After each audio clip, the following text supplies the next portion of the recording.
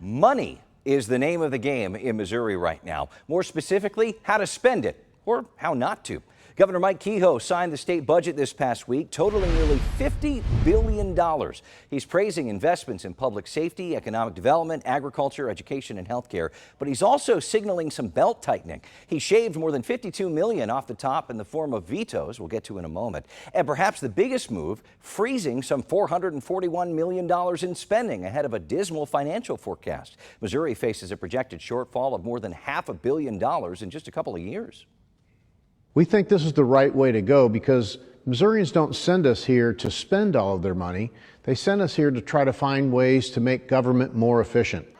That efficiency comes at a literal cost, though, for a number of programs. Vetoes include money set aside for a reading program designed to promote black men as role models. Another working to help teachers or keep kids off drugs or keeping people out of prison. Even $500,000 for the World War I Museum. And that's not counting the freezes in spending. Let's break it all down with our roundtable of journalists. Please welcome back KMBC 9 political reporter Michael Mahoney and Jason Hancock, editor-in-chief of the Missouri Independent. Welcome back, gentlemen. Let's jump in. First off, the governor's message seems to be, let's slow things down spending-wise, even when as far, Jason, to say state government has a spending problem. Yeah, definitely looking at our revenues moving forward, they're lagging behind projections. Federal aid is starting to run dry, if it hasn't already, and it's a very dire budget picture for the years ahead. I believe it was the state auditor, Scott Fitzpatrick, released a report recently that expects the surplus to be gone by next fiscal year, the fiscal year that would start next summer.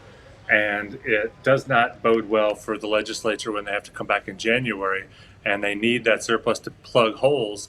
That's why the governor felt like he had to take such dramatic action, about $500 million in vetoes and restrictions in this budget. And that might not be the end of it. If the revenues continue to lag, he may have to come back and restrict more money.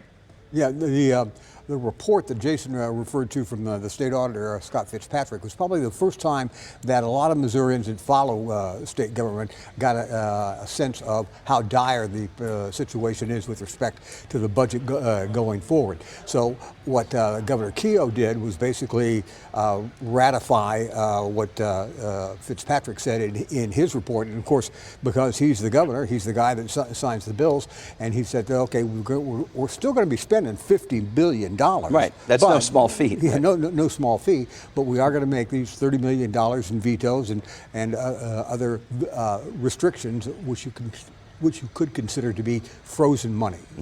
The other half of the governor's quote was that state government doesn't have a revenue problem, but we know that in a few years that is not going to be the case. How do you walk that line while promoting a plan to phase out an income tax, which is a huge part of how the general fund is funded? I think it's going to be a tight rope to walk in every sense. One of the two of the big things that Governor Kehoe came into office wanting to do is number one, increase public safety and increase money for public safety, and he's done that in his budget. And then he also wants to do economic growth, and every governor says that. The linchpin to the Kehoe administration has been this plan to try to eliminate the state income tax and phase it out over a few years, and also reduce property taxes.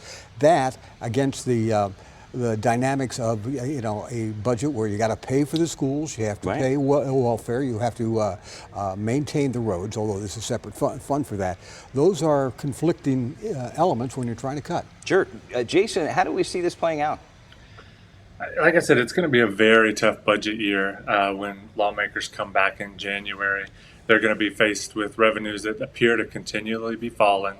Surplus is gone, and they're going to have to patchwork a budget together. And that's sort of what's interesting here is that, in a world of term limits where lawmakers only get to stick around for 8 or 16 years, everybody in Jefferson City wasn't around the last time the budget was really in this bad a shape, which was, post-Great Recession, during the Nixon administration way back in the day. So they weren't around for these severe cuts and these really tough decisions. For the last, 10 years or so, the spending has grown. There's been COVID money, federal infrastructure money. We've been sort of flush as a state Those days are behind us, it seems, and it's going to make for a very different atmosphere. And it's the conversation that's probably going to dominate Missouri politics in the years to come. Yeah, we'll be watching that very closely, too. Jason Hancock, Michael Mahoney, thank you so much. Next week, we'll jump into the primaries in earnest here on Heart of the Matter, walking you through important amendments on the ballot in Missouri and Kansas and how they could affect your vote, your money, and the justice system. Stay tuned. We'll be right back.